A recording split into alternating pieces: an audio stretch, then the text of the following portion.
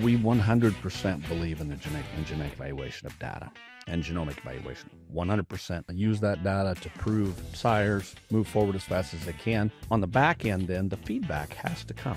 We did more, we spent more. Our cattle rank in the top 1% of the evaluated population for profit and for numerous traits. Off the charts. Now we have to get more money for them. And that data-driven genetic improvement for the future, that's how that's what we need, and that's how we stay engaged.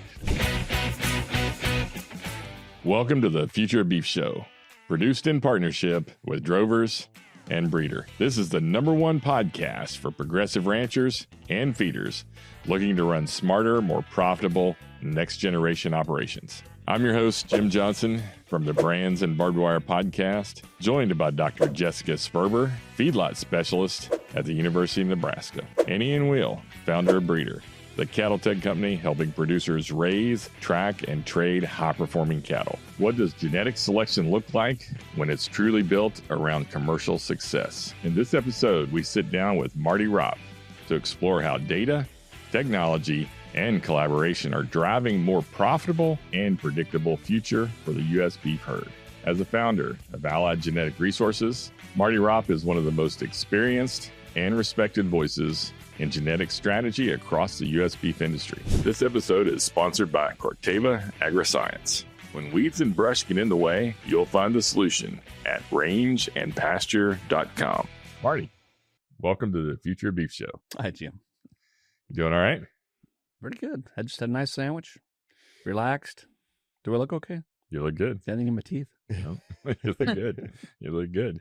Well, we're glad to have you and looking forward to the episode. So, I've known you a long time, but maybe for the folks that don't know who Marty Ropp is, why don't you tell us a little bit about yourself and what you do?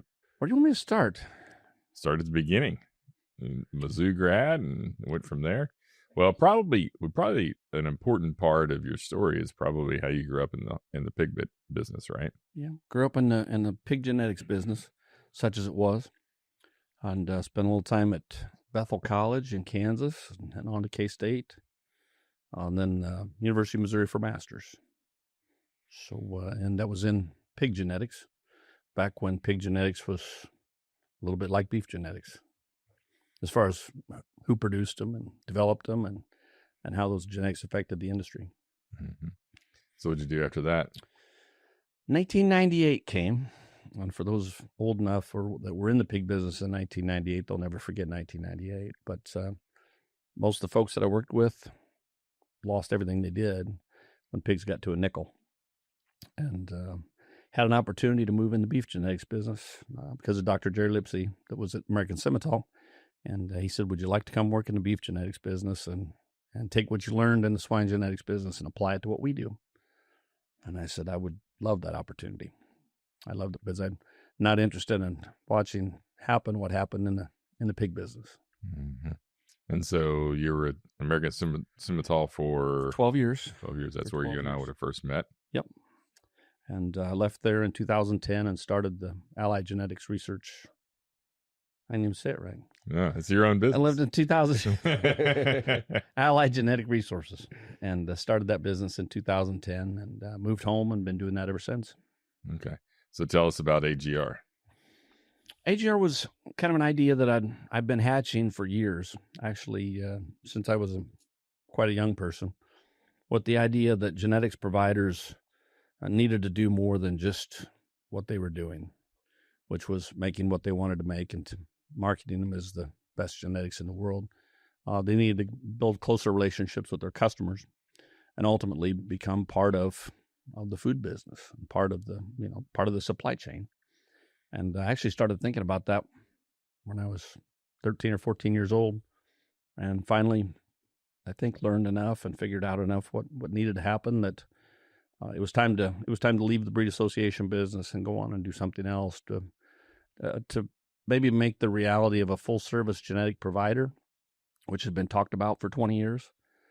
Try to make that something real. Try to actually do something with that thought process in mind. So how did your growing up in the hog industry and seeing what happened influence your decision to go out on your own and start AGR? I'll get the year wrong, but I was probably 15 years old, and we were selling genetics to the larger pork industry, and we were exporting genetics to Venezuela, Malaysia, and Japan, all over the world. And I was 15 years old. And you were an independent. I was an independent 15-year-old genetics provider who didn't know, anything from shampoo. No technology. I'd kind of gone to a few shows and we showed some pigs, and I was pretty sure I knew everything about pig genetics.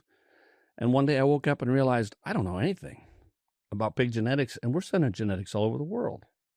This is not logical. And I'm a logical thinker. I said, this is really, really dumb. This is not sustainable, and it won't last. And then it didn't. And so I've been trying to apply that thought process to what I do in the beef industry ever since. So maybe for our listeners that didn't grow up in the pig industry, what happened in 1998, and what happened to all the people that you talked about that lost their Actually, farms? it's two prongs pretty much, because one of them is just about the pig genetics business. 1998 was about the entire pork industry. Right. The entire pork industry. Halfway through the year, I was at a program, and Dr. Ron Plain was speaking, and he said, I've got some bad news. He said, we've harvested over 50 million pigs in the first 6 months, and we're going to be over 100 million pigs for the year. And we only need, whatever the number was, 90 million or whatever it is. He says, the price of pigs in the open market is going to go to zero. And everybody kind of sat back and said, oh, if you really knew that, you wouldn't be doing what you're doing. And he really knew it. Because by that point, there was enough pigs contracted at a certain price that the extra pigs, which is what most of us lived on, was selling the extra pigs. That price goes either above the market when they're short or way below the market when they're long. And so we suffered that in 1998. Again, market hogs were a nickel, 5 cents a pound, and cull livestock was free if you dropped them off. If you delivered them, they'd take them for nothing. Wow. And with you can't, nobody can survive that for, let alone when it happened for a whole year. The second issue was the seed stock business, was the genetics business, and we began to fail. I'm going to say the first time that I noticed it would have been in the early 80s, and didn't really know it. They used to bring some hybrid boars to the Illinois State Fair, Lucy's hybrid boars, and they put them in a little tent right over by Taft's and Fred's, over by the food tent, and we would walk by there and laugh at them. Like, nobody is going to buy boars this ugly, fine-boned, and horrible. We laughed, and within 10 or 15 years, they had those kind of hogs, other businesses, who used technology, made genetic improvement, and listened to customers, and worked with chains, and did all those things. They put the rest of us out of business. And all the people that I grew up with, they were my mentors. People that they're successful. They have boar sales, big boar sales, and female sales, and people come from all over. And commercial guys buy those boars and make money with those genetics. In a matter of about 15 years, that business or 20 years, went from thriving to non-existent, because nobody employed any technology and nobody did anything with their customers. Mm-hmm. We just expected it to last forever. Yeah. So fast forward now to AGR, you start your business to try to help make sure that things like that don't happen in the seed stock business and with your customers, right? When I went to Simmental, that was what was in my head. I said, I'm not interested in watching everybody fail again. And so, you can't change things overnight. You learn, you meet people, you build relationships, you work with options that look like they're going to help people be more successful and help the industry be more successful. And then if you learn your lessons and move forward, then you can maybe go start something like Allied. I say we're going to focus on our customer success. And if our customers and our customers' customers are successful, then as a business, we'll be successful. We know the best in the beef industry watch this show, so we want to hear from you. We'll pick one listener to win this exclusive Future of Beef Yeti cooler. Follow us on Facebook or Instagram, send us your guest ideas, or just drop us a message. We'd love to hear your thoughts. And Marty, just for those that don't know Allied, because I know a number of you have known you personally, but, and obviously you and Jim go a long way. But when you started Allied, was it the seed stock business, the auction? You've got multifaceted business now in terms of how you help everyone from commercial to seed stock and right the way through. Like, what was the first product offering, and then where's that expanded to? Sure. Since then, I'll start with like this. It's a member-owned. The original Allied business and All Beef and Allied Feeding Parts, all of them are member-owned LLCs. And so folks invested in that business. They own part of the business. The people that benefit from it most own the business, which is, I think a benefit. And with the idea of, you have to do certain things to fund the business, and certain things, that funding allows you to do some of the more important things that are harder to fund. There are certain things that are easy to sell and certain things that are not easy to sell. But the idea being, if we could create seed stock with an absolute advantage for value, then that would help our marketing division market those seed stock for more money. And it would help our feeder cattle marketing division market the feeder cattle for more money because they were genetically more valuable. And we could take those funds and then pile them back into research and development and service, data services, all the different things that we do to create the next generation of more valuable ones. And again, reinvest that money in sort of a full circle approach to customer service and genetic improvement. Yeah, I love that. I mean, that's been the big thing in the beef industry, is quite often people are breeding these genetics and then sell them as a commodity. But the way you've managed to tie that all together to sort of the value is not just in improving the genetics, but in the value obviously you get for those genetics as it comes out, both on the feeder and the seed stock. And it's, you have to find a way. You have to find a way to market people, them, just telling people these genetics are better, and then not doing anything and them not seeing any value creation is has been one of the walls to genetic improvement. Is that, well, we did everything you told us to, and we got the same price for our calves as our neighbor did, who didn't do anything. And that without that feedback loop, it becomes difficult to fund the next generation of genetic improvement. So what does the data collection look like then in those scenarios? So say that you guys are selecting a terminal bull for an operation to utilize. Is there opportunity within your system to track those cattle all the way through, or who are you working with, or what does data collection look like? That's a great question. It's not good enough. Among our seed stock providers, among our owners, which is now about 100 seed stock providers, their commitment to data collection and use is high. They generate a substantial amount of the data used in several of the breed association evaluations and used in what we do. Very good at it, professional, and we actually have a division, the Data Genie division, that's with Leoma and Heidi within the Allied system. That's their job, is to help people make their data more valuable, because the more thoroughly it's collected, the better the contemporary groups, the cleaner and more complete it is, the more value it has not only to them but to us. So that part of things is good.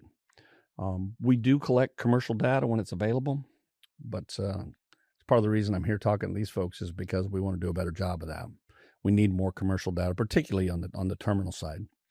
More commercial data to drive our evaluations forward, the things we do on our genomics division, and ultimately the way we interface the larger beef industry. Because it's our commercial clientele's, you can guess, but it's somewhere between 1 million and 1.5 million commercial cows that our owners interface, whether or not they buy all their genetics from them or some of their genetics from them. But that's a large pool and a huge opportunity, I think, for us, especially if we can tie that data loop back in with some of them. In this business, and even in my business, even though we sell 10,000 bulls a year, and we're directly involved on the marketing side of about somewhere between maybe a third of those, something like that. And yet you have to start with large numbers because this is a very independent industry. And so the number of people that are really willing to coordinate and get fully involved is much lower than what you'd hope for in the whole. Some of the rest of them do some do almost nothing, and some are really committed to the system. And it'd be the same way, we talk about the size of the commercial customer base.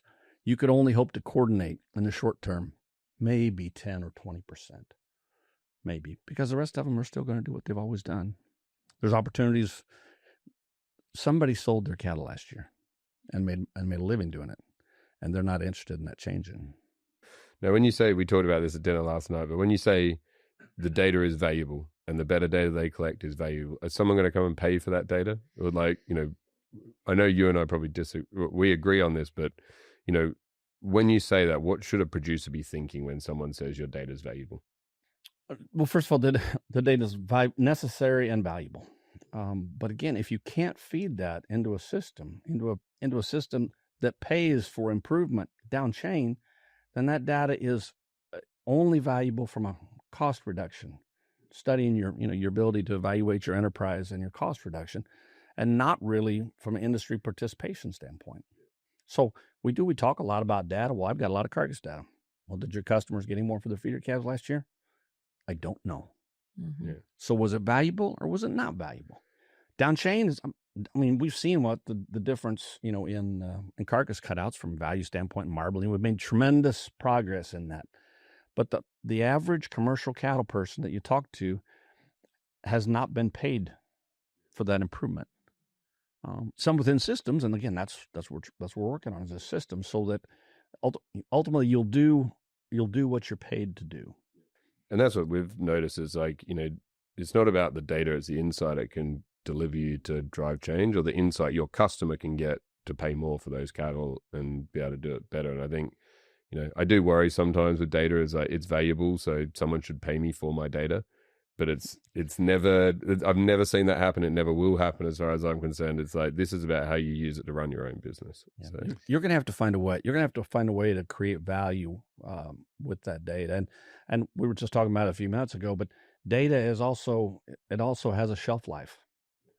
5-year-old data, not very valuable, particularly if you're using the right genomic evaluations and things like that have already accounted for it. That data has already helped train the system.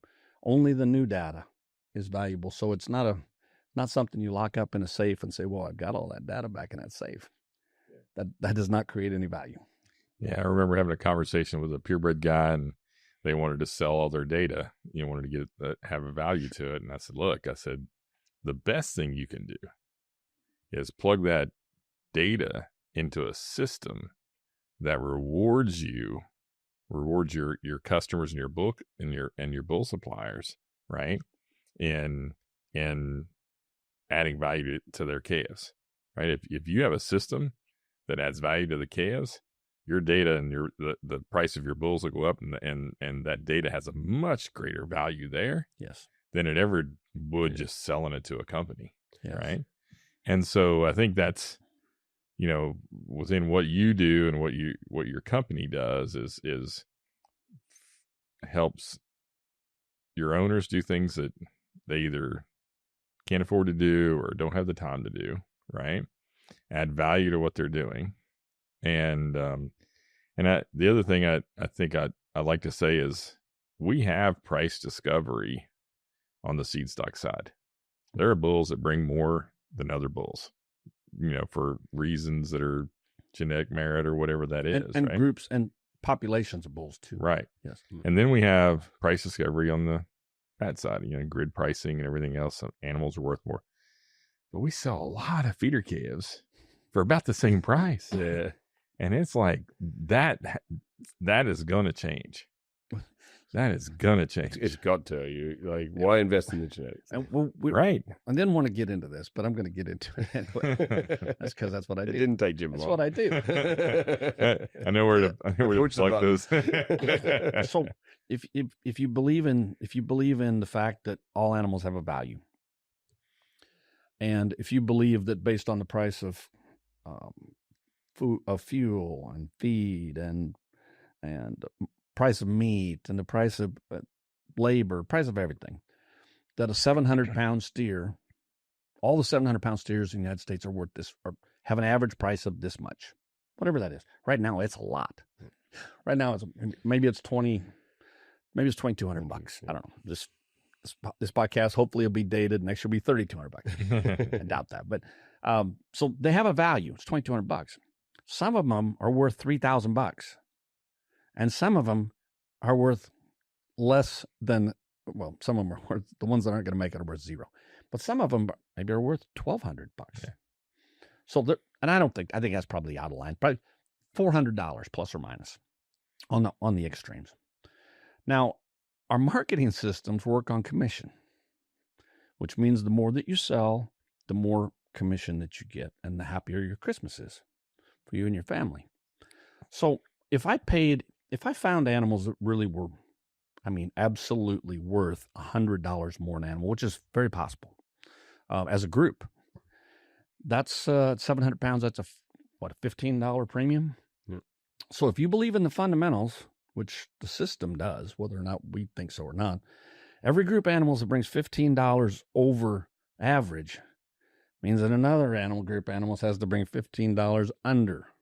Ever wondered if you could be getting more out of your cattle? Breeder is the first technology company that's able to track and optimize cattle from conception all the way to the rail. This puts the power of data into the hands of the rancher and enables them to improve their profit line quicker than they ever have before. My decision to partner with Breeder was made largely after seeing a demo where I realized what Breeder's doing is unlike anyone else in our industry. Connecting the data from the packing plant back to the feedlot, the stocker backgrounders, and the cow-calf, even connecting that data to the purebred breeder, will just open the door to improvement at a scale and a speed that we have never seen in this industry before. I believe Breeder's putting ranchers in the driver's seat. We can make breeding decisions based on large amounts of data very quickly. The calves that are produced, they have a higher cutout value, their ribeyes are more profitable, and it plays back to us. As I'm out around the country, people are asking me about Breeder, and I always recommend Breeder. It's the tool for the future. Head to breeder.co and book a demo with the team today.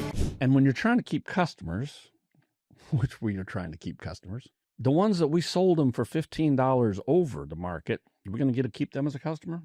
Yeah, Absolutely. You hope so. Anyway. Yeah, they love us. And the ones that got $15 under the market, are we going to get to keep them as a customer?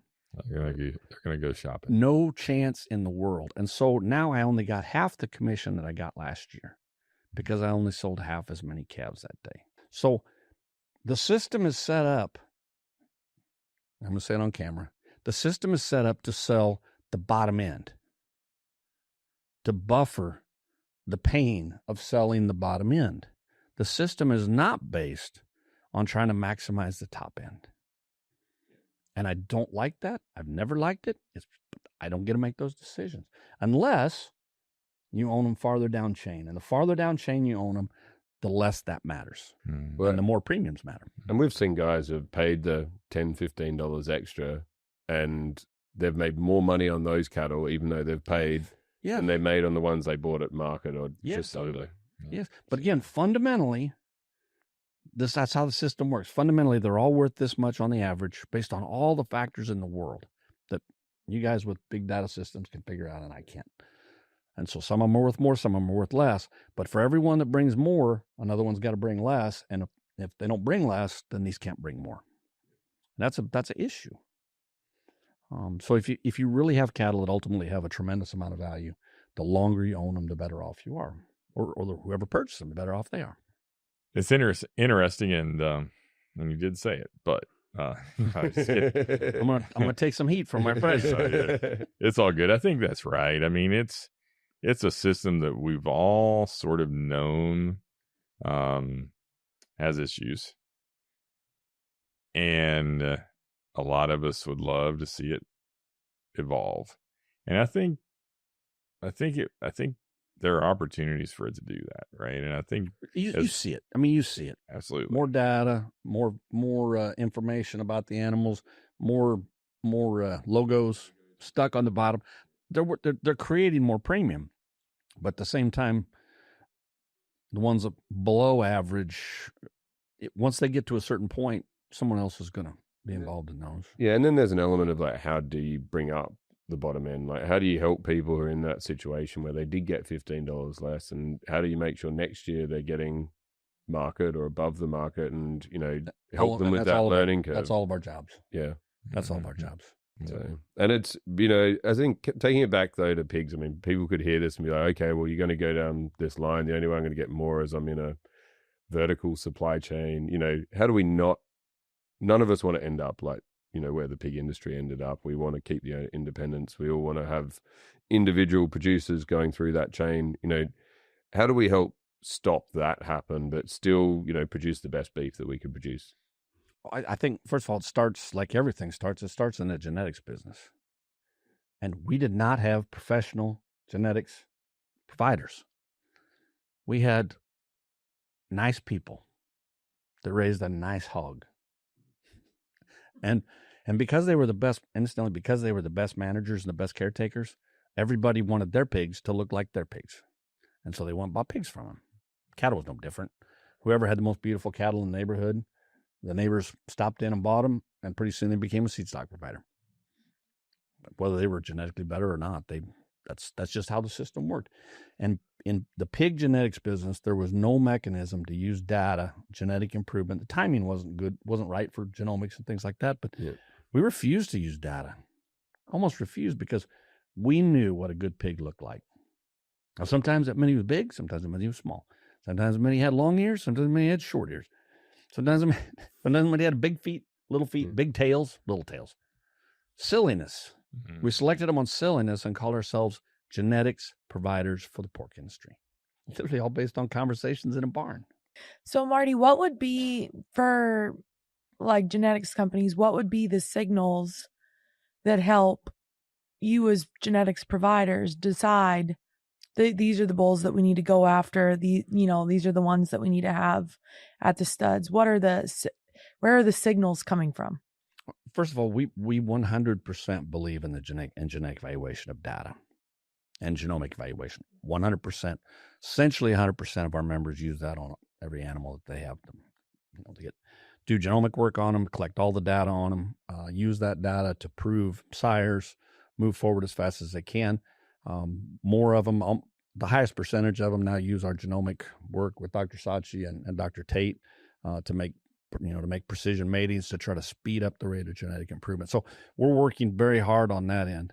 On the back end, then the feedback has to come in that we did more, we spent more. Our cattle rank in the top 1% of the evaluated population for profit and for numerous traits, off the charts. Now we have to get more money for them. And that's part of what we do. What our marketing arm does is help them get more money for, and the proof has been that they are getting more money for those, and more people are paying attention to it. More systems are paying attention to it. More commercial cattlemen are paying attention to it, and that data-driven genetic improvement for the future that's what we need, and that's how we stay engaged. Also, it's aligning with feed yards collecting a lot more data and a lot more individual data now that we've seen. I think sometimes these commercial cow-calf producers sell the cattle into a lot. They think it's blended into a pen and off they go. The number of feed yards now, they're individually tracking the source of those cattle and how they perform on feed and how they perform on the rail is like huge. They know more about your cattle than you do. And you want to know more from about a terminal standpoint. Yeah. Now, the other side of that is, and we never talk about it, and we don't talk about it in public hardly, because it's not as sexy. And that is the other half of genetic improvement is reducing costs. Matter of fact, it's more than half. Seeking premiums and making a better product and seeking gross income is, that's part of genetic improvement. Most of those traits are fairly highly heritable, easy to measure, easy to fix.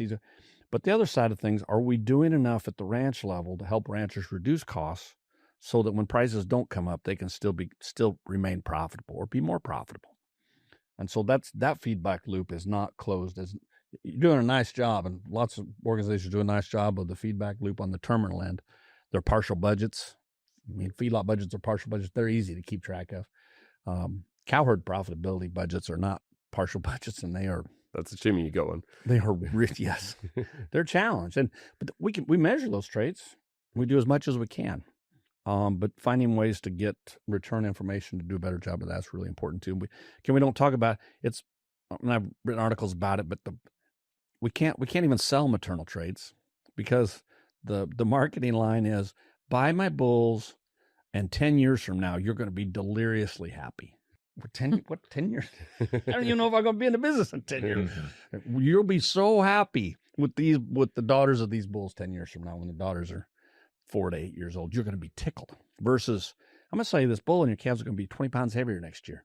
So Marty, I think Ian maybe asked it earlier, but tell us a little bit about the growth of AGR, your other enterprises, and some of the things you do, and then how many people are involved with your business now. Sure. We've got about 100 owners. I think maybe 105 or 6 owners now with the 3 businesses.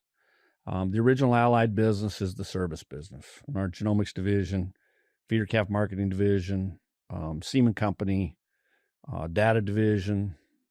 I'm going to forget somebody. But those primary customer service pieces are built into the original Allied business.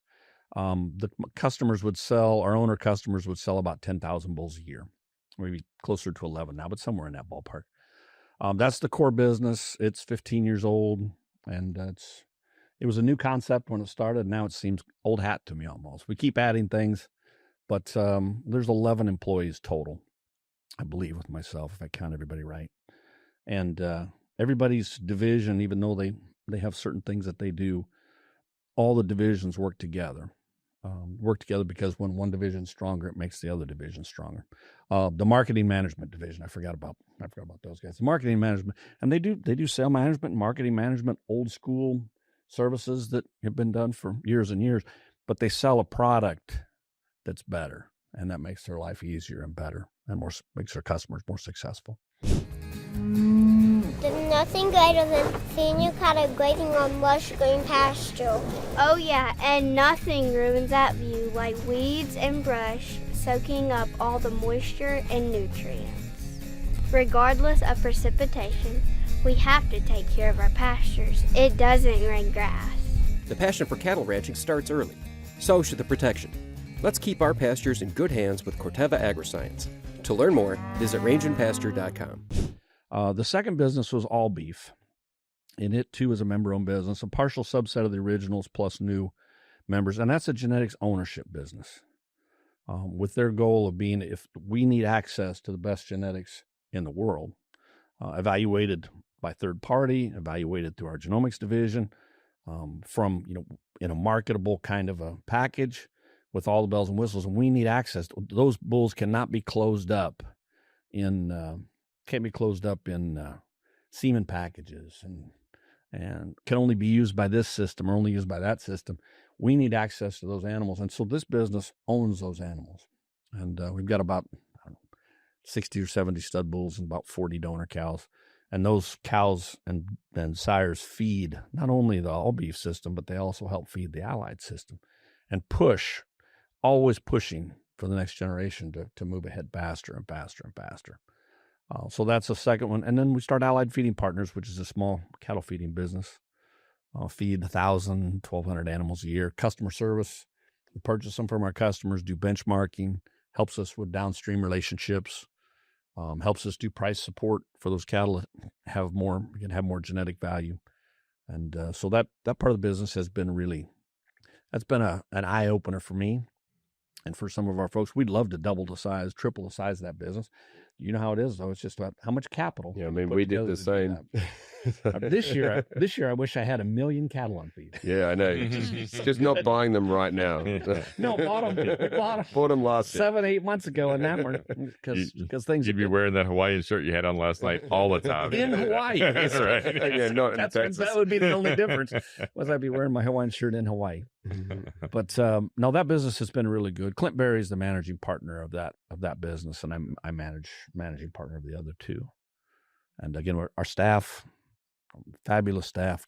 If you see any of them on the street, just say hi, and they'll help you do whatever you need to have done. And it's great having a staff that I don't worry about where they are. I don't worry about what they're doing because I know that they're having a positive impact somewhere and moving our business forward, whatever it is that they're doing today. And then talk a bit about what's been interesting is I've got to know your business, and originally it was through Leoma with all the data work she'd been doing and sort of integrated with Breeder. But what's been really interesting is everyone in your network's using genomics. What you've then done, and talk a bit about how many of those commercial producers are now also using genomics, and then some of the more recent innovations you're doing. Because what I love about it is Jim's in the room, so probably shouldn't say, but genomics has generally been given back a big spreadsheet, which a lot of ranchers would sit there and be like, what do I do with this? But you guys have managed to really drive some intelligent, actionable items out of that and have some really cool products that you've brought out in the market in the last while. Yeah, the key is that investment in genomics by itself does not drive any profitability. Yeah, those genomics have to be used in tools and actionable tools that you can take advantage of immediately, so that your initial investment can come to something bigger. In the seed stock industry, that was an easier sell because you piled them. You did nice. You brought the genomics in, put them right into the genetic evaluation. It affected the EPDs, changed the value of certain animals, and allowed you to make progress faster. That was a fairly simple sell. Although Jim will say, well, it wasn't that simple. It took a long time.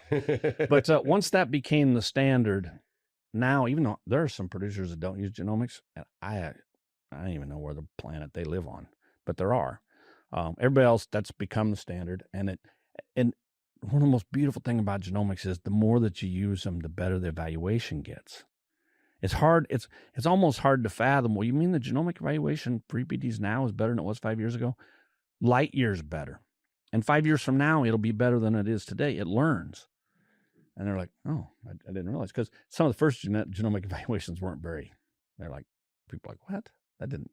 So anyway, that part of things is just a given. And breeders were used to using data to market their products with. I mean, it was not a hard sell. But then we tried to move genomics into the commercial sector. Folks that don't use a lot of data, that manage cattle in groups instead of individually. And that maybe don't have a direct conduit to drive profitability back from those genomics. On the sales side, they actually have a bigger opportunity on the cost side. But we didn't talk to them that much about that. We talked to them about how it's going to make their marbling, how the cattle are going to be 99% choice if they do this, which they were happy about. But ultimately, there was no profit feedback loop in that kind of a conversation. And we tried to sell them, we'd send them a spreadsheet with 1,000 cows with 14 columns they're actually EPDs. They're genomic scores, but they're actually molecular breeding bias. They're EPDs, just like companies said, well, all those EPDs are confusing. And then they generate EPDs. And literally a commercial producer just looks down this sheet and I spent $15,000 to get this. What am I going to do with this? What do I do with it? And they didn't come with instructions. It didn't come with answers.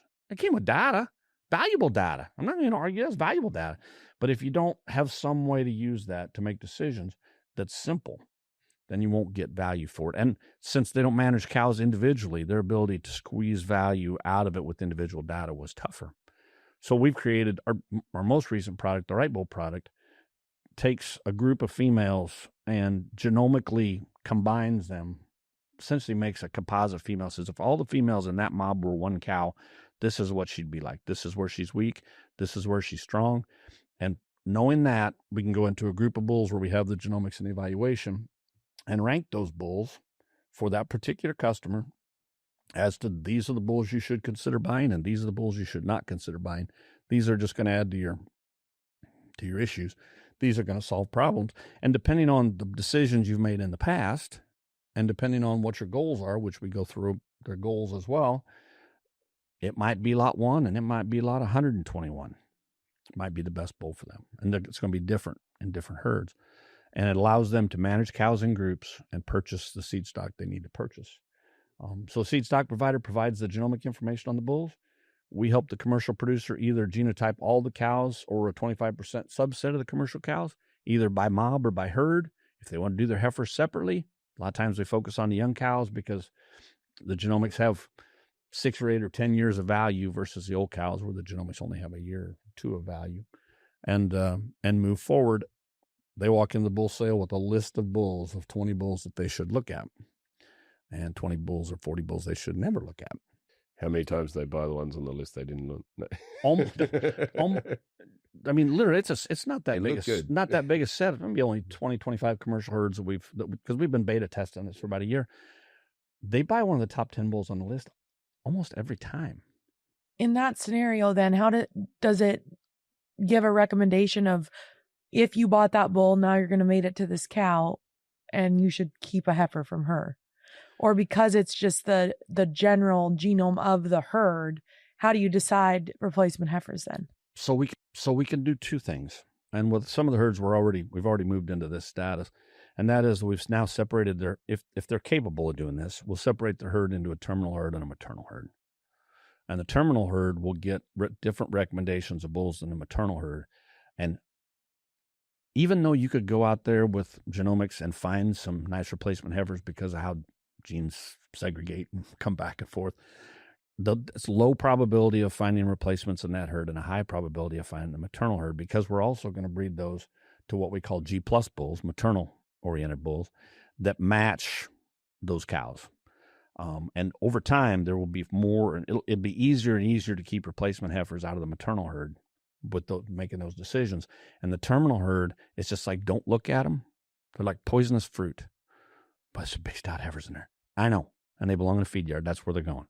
And also, you don't have to sample DNA from them, because we're not going to keep any of those. So that's the easiest way to separate the two. For herds that are going to keep their, maybe a single mob, or they're going to keep then they have to keep track of maternal traits in every purchase, or at least the maternal genes that they're weak on. Maybe they've got enough built in that we can use a little more terminal in this particular herd and still maintain the kind of maternal prowess and cost cutting that we'd like to do.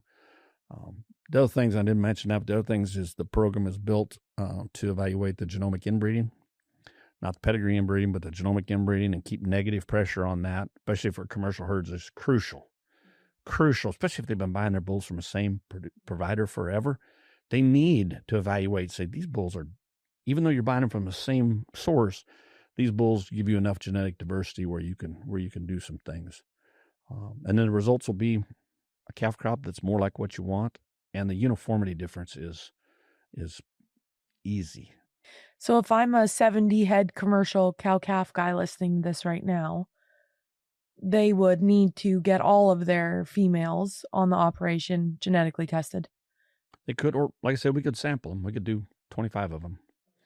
It's the more you do, the better the information is. But if you do a nice random sample, you'll get a pretty good idea of what that commercial herd's like. And then let's say now we're in October and they're getting ready to sell.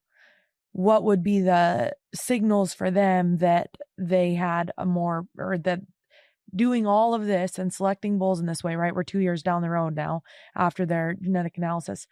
They're 2 years down the road. They're getting ready to sell calves. What would be the biggest signals for them? Like literally just selling more pounds of weight after weaning, or what would be other signals that they could look for to understand value coming back from an expense that they had to put in 2 years prior? Yeah, no, that's a good question. We'll find it in multiple ways. One thing we've noticed right off the bat, and actually we're gonna fund a couple studies this coming fall, is that we're getting higher conceptions by avoiding wasted matings, by avoiding negative genomic combinations. And that part of things, I don't, which we can talk about it until we actually run it through, but it's been pretty obvious from the conversations we have. So our conception rates have gone up. Our AI conception rates have gone up when they're precision made, when they're prescribed matings versus when we use bulls that weren't prescribed. And I think it's because some of the large effect genes that Marty works with may have a kind of a subclinical genetic defect kind of genes. If they retard growth postpartum, they probably retarded growth prepartum too. So there's some of those kind of things. The uniformity difference will be obvious in the first deal because your knothead calves, they go away. Now, in a commercial situation, we're not going to get every cow precision, but in AI situations, the bottom end calves go away. So they'll see that right off the bat. Calving difficulty, if we do individuals for virgin heifers, very, very, very, very uniform set of calves. Get rid of some of the small ones and the big ones both, which I think is another nice piece. So those are the things that they'll see immediately. What they won't see immediately is the maternal things. And we think that's where the most value is. But again, it's difficult to sell because it's year 6. And we've been doing this since 2018. And those first herds that have done it, they get it. Their 3, 4, and 5-year-old cows dominate their old cows, which is pretty good. And we use EPDs to validate it. We actually use the data that they turn into the breed associations, whatever else, and watch the improvement, the increased rate of improvement. That's not for commercial herds, but for seed stock herds, the increased rate of genetic improvement, we let somebody else validate that so that we don't say that we did it. But those are the kind of things they could expect right off the bat. So, Marty, for people listening that aren't part of AGR, that are interested in what you're talking about, how do those people participate in something like this? If they're interested, can they participate in yours, or how does all that work? Right. First misconception. Everybody can work with HER. Just like we don't own part of Breeder, but we can still work with Breeder even though we don't own them. So yeah, we're a service company first, and we literally work with hundreds and hundreds of people that are not our owners. We just had to have the ownership base to fund the company to get it started so we could do the things we do. So you contact myself, one of the other Allied employees. Everybody in our group knows what's going on. You could call our bookkeeper, and he could tell you how to get started. I mean, that's how much communication we have within the group. And we start you down that process, put you in touch with someone to help you get started on your genotyping. And because it takes, and by the time from the day that you order your TSUs and schedule a time to run your cow shoot, you know how long it takes, Jim. It's on best case scenario, 6 weeks. Worst case scenario, depending on the mail and some of those things, might be 2 months. So you've got to get started. And it takes about 2 weeks on the average to be in the queue with Top Genomics, to be in the queue to get your results. So very safe at 2 months. Not very safe at 6 weeks, but still possible. And when should producers think about taking that TSU? At branding, at weaning? When do you suggest it's a great idea? I mean, at birth? Tomorrow. Yeah. Tomorrow. But again, we think about seed stock folks. We've got to quit thinking that way when we're doing something like Right, because we do the Right Mate programs and things like that. Seed stock folks run their cows. They have contact with their cows a lot. Commercial herds run through the chute twice a year. And so one of those times is the best time. They're not going to reschedule a time to run cows through the chute. They're going to do it on their schedule. So if they want to do something next spring, when they work cows this fall, pre-check cows this fall, that's when they need to do it. Yeah, I tell people the earlier you take a DNA test and get it in, the more decisions you have the opportunity to make based on it, right? And so I think it's, like you said, tomorrow. I mean, the best time is as early as you can do it in the life of that animal. And then after that, you have the opportunity to make more decisions based off of it. And it probably depends when you're selling calves as well. If you're selling them at weaning, you want to get that tissue sample 6 weeks before weaning. Yes, So especially if you're going to use it for any of the marketing part of things. And we can sort we're big proponents of doing the young females. Again, I talked about it before. We can help you sort those too. In a very, very simple, we talk about this all the time. We try to provide answers instead of questions. So it says, here is the answer. The answer is yes. The answer is no. Instead of, we have some, I mean, a lot of our producers want to make more decisions. So the tools are also there. They can look through all the data and make all the tools. But so many of the folks we work with now are so covered up with details and all the things that they have to do. We talked about the other day, because I have a ag employment recruitment kind of thing that I started too. But we were talking about the job description for a rancher is illogical. You start looking at all the disciplines. Nobody qualifies for that. That wasn't born doing it. Nobody.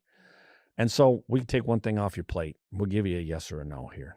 And you don't have to pour through 15 pages of data to get answers. And you don't have to know everything. You just have to know somebody that does. Yeah, I tell people all the time, when I want someone to come in, soil test my fields, and tell me what fertilizers to put down, right? I want somebody, a nutritionist, to come in and tell me what I need to feed my cows, what minerals I need to use, all this stuff, right? But we expect commercial breeders to be experts in genetics, right? I want a veterinarian to come in and tell me what animal health products I need to use. These commercial guys want a genetics person to come in and tell them which animals to keep and how to breed them. A lot of the times, the ones that are really thinking about it. Nobody's any good at something if they only do it once a year. Yeah. Like golf for you. That's right. You play golf with me. But I have a lot of fun doing it. I have a lot of fun. And I think that's the problem, because when I go to bull sales, people have a lot of fun too. But if we can give them a roadmap, they can go have a lot of fun and do a better job. And And the seed stock providers love the idea of getting more tightly tied to their bull customers. And they love the idea, too, of these bulls come with greater security and less risk for your particular cow herd than if you just went in and bought the biggest, stoutest bull you saw and fell in love with them. Or the highest priced or whatever. Or whatever it was. Right. Yeah. Whatever it was. There's nothing greater than seeing your cattle grazing on lush green pasture. Oh yeah, and nothing ruins that view like weeds and brush soaking up all the moisture and nutrients. Regardless of precipitation, we have to take care of our pastures. It doesn't rain grass. The passion for cattle ranching starts early. So should the protection. Let's keep our pastures in good hands with Corteva Agriscience. To learn more, visit rangeandpasture.com. Yeah, what I like about it is you can just test 25. You know, if you want to dip your toe in, you know, you can come there and test 25. Yep. So, and it still works with the breed associations, and you know that's been a key part of I think your success is it's like hand in hand with the associations and how much you see them still as a part of the industry and key part, but yet you want to give those insights that come out of the back of it. I completely agree. And we've been we're run through the mill about you're just starting a breed association. You're going to hurt the breeders. We are the biggest supporters of the breed associations that there are. Our organization supports breed association more than any other organization outside the breed association does, and we still have to hear about it from time to time. And I ain't listening anymore. It's just like, listen, we're just going to keep doing business. You're our most important service provider, so do your job and do it well, and we will continue to work with you for as long as you do. Fair? Well, and they play a role for that small producer, and they're just absolutely critical. They play a role for large producers. But they can't go to every single cow calf and take what Jim was just talking about and take that data and make it an insight for that specific cow calf operation. They don't have the teams to do it. They can't give suggestions. They can't do those I mean, the idea of breed association, we've talked to a couple about it. You can't do precision matings because if you do, you're going to alienate everybody that wasn't at the top of that list. The owners of the bull that's fifth on the list, not going to be happy with you. In our business, we're outside the breed association. We just try to do the right thing every day, and you guys do what you do. We'll do what we do, and we'll be fine. I mean, the idea of precision agriculture is in every other part of agriculture except the beef industry. Every single one, except maybe organic asparagus. Yeah, that might not be. They might not have precision organic asparagus. But it's like I think the interesting thing is like it almost feels we're at a tipping point on that though. Like I know you say that, but like, you know, with a lot of our customers, and I know we're dealing with people who are really thinking about this in terms of the phenotype and the data capture, the number that have gone from just testing stuff that might be pedigree to testing their females to now testing all their females to now testing even their steers is like, which 10 years ago, who would have thought we're going to be genomically testing steers that are coming out? Like you just wouldn't have even considered it. No, and like I said, the mating program, takes and ties the complementary genomic profiles together and still uses the EPD and information, still uses the inbreeding, still does all the other things and accounts for what you want. I want a big bull. I want a small bull, whatever it is you want, but it keeps you out of the ditch, with everything else. And one other misconception is a planned mating is not precision agriculture. Half the sire's EPDs and half the dam's EPDs. That is not a precision mating. That is just a really nice guess about what the next generation is going to be in aggregate. You're involved in a lot of things. Where does the AGR go from here? We've been talking about that for about the last 12 hours and with staff probably the last year. We're going to get deeper into the data collection loop, databasing business, because we are, our goal long-term is to be involved with supply chain or chains, and we've got to be able to tie that together with data. That's how you tie that together. And so that's our next push is to do those kind of things. We've built a genetic product that is substantially different than the population, evaluated by the people that evaluate those populations. And now it's time to take that population and use it to help the entire beef industry make more money. I think that's one thing in it. Everybody has their own businesses. Everybody tends their own garden. But my philosophy has always been that if you think, and I don't even know what the number is this year because it's huge, but the beef business in the United States is about $150 billion a year, somewhere plus or minus 20. And the only way that everybody in that business can be more successful is if we take it from 150 to 155. Shrinking it and me taking it from you and you taking it from me doesn't work. The pie has to be bigger. Otherwise, the entire system can't be functional and can't do the things that they want to do. So our programs, even though we're a relatively small organization, our program is designed to add to that pie, take cost out and add income to that pie. And so anything we can do, like being more involved with systems, farther down chain, try to get more value from the genetics that we've produced and that our customers make, that's anything like that has to be in our future and in our future plan. And that's our primary future plan right now. And that's part of the reason we're here talking to Breeder and talking to other organizations is how are we going to get more deeply involved and not just be purebred breeders, which is not that it doesn't work anymore. You've got to be full service genetic providers. And because our job is to provide genetics for the larger beef industry and for the food industry. That is our job. All the other stuff is noise. Some of it's fun noise. Some of it's not fun noise. But that's our number one job. And that was what, back to the pig business, that's where we failed, was that we didn't consider that we actually had a professional, important, and crucial job to keep our customers and the rest of the pork industry in business. And we just had fun and did what we wanted to do.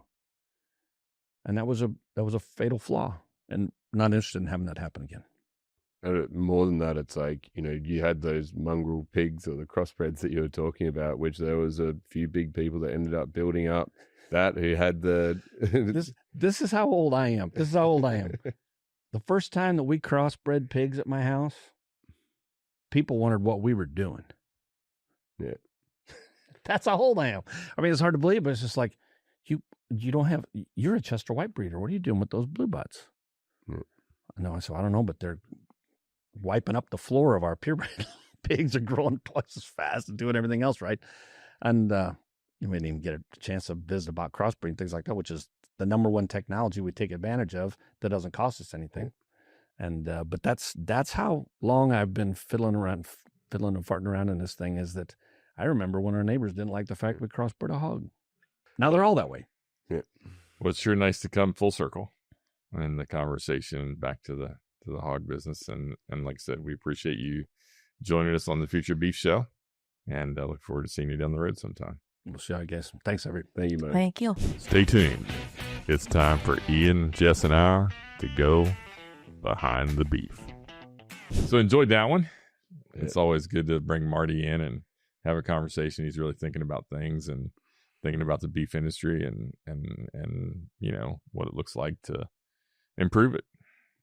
I think for a long time, we've looked at genetics and genomics as being strictly within the seed stock sector, right? And as we move further and further along in the beef industry, I think it's pretty critical that, some of our commercial producers start looking toward those scientific opportunities as well, right? And those more biological opportunities. It's not just this bull looks good on paper, so I'm going to breed it to my 20 cows who I have no idea what their genetic makeup is, really. I can guess based on the color of them from a crossbreeding herd, but I think it's cool to know that, we have a product that we can offer to commercial producers now to help them try and capitalize on value on what they're already doing. Yeah, I think that's well said, Jess. It's it's exciting to see where Marty's come from and, how he's learnt from some of those, call them mistakes of the industry when he was in pork, and now how he can help the beef industry not fall into those same traps. In some ways, beef has followed dairy and followed pork and followed a lot of these areas, but, now how do we take the good things but not the bad things that came out of that? I think it's really great that he's thinking about that. I think when I listen to this, and obviously I see some of our customers all really progressing along this line into commercial and starting the genomics side. The thing that keeps me up at night is how do we not leave people alone? Leave people behind, because the genetic improvement that people working with Marty are making year on year is just outpacing those people that aren't. And so how do we make sure the people who aren't have the ability for to make it accessible for them, to not be scared of trying something new in terms of like doing. I think what I like is, Marty, but also his team, like Leoma, who I know well, like they're very approachable people, and you can go and learn from them, and it's not scary to try something new. And I think that's what I like around what they've done with that business. I know, Jim, with what you do at Zoetis, obviously, genomics, you're selling genomics, but that can sometimes be I'm going to a big company to buy a genomic SNP, and then what do I do with it? And like what they add is that insight and that service behind it, which is sort of needed, because a lot of this is an education in terms of doing. Yeah, I think, for me, there's a lot of good breeders in multiple breeds, right? And, that have growth, that have marbling, that have those big, highly heritable traits, right? And what Marty and his group do is try to fine tune that, add other, valuable traits, but then they take it to the next level as far as providing service to those customers, right? And I think, that's really the differentiator between that group and maybe an average seed stock producer or whatever is that service model that they built into this now that helps you get more for your cows, helps you get more for your bulls, helps you make better matings, all those things are important service things that add value to those customers. And that's not something that is intuitively available in the beef industry. Well, like we said, you'll get an agronomist in for doing your soil, and you'll get a vet in for doing your health. It was such a simple comment, but at the same time, it's like, yeah, why for breeding as a commercial producer don't we get a geneticist in to help us with breeding? It drives more money and more return than nearly any other part of the farm or, ranch. And yet, yeah, you think of all these other areas and we have a specialist. So, yeah, that was a real, it was just well put. I hadn't thought about it like that. And it's like, yeah, it was very interesting. Yeah. Good episode. Good episode. It was good to see Marty again. Yeah, it was good to see Marty. It's good to have dinner last night. So good to catch up with him. He's always got some good thoughts. That's it for this episode of the Future of Beef Show. And a big thank you to our guest for joining us and sharing their experience and insights on this topic. Hit the subscribe button for more great episodes like this one. If you want to dig deeper into what you heard today, head over to futureofbeef.com, where you'll find free resources and helpful links. Don't forget, we'll pick one listener to win this exclusive Future of Beef Yeti Cooler. Follow us on Facebook or Instagram and drop us a message for a chance to win. Until next time, keep your boots on the ground and your eyes on the future.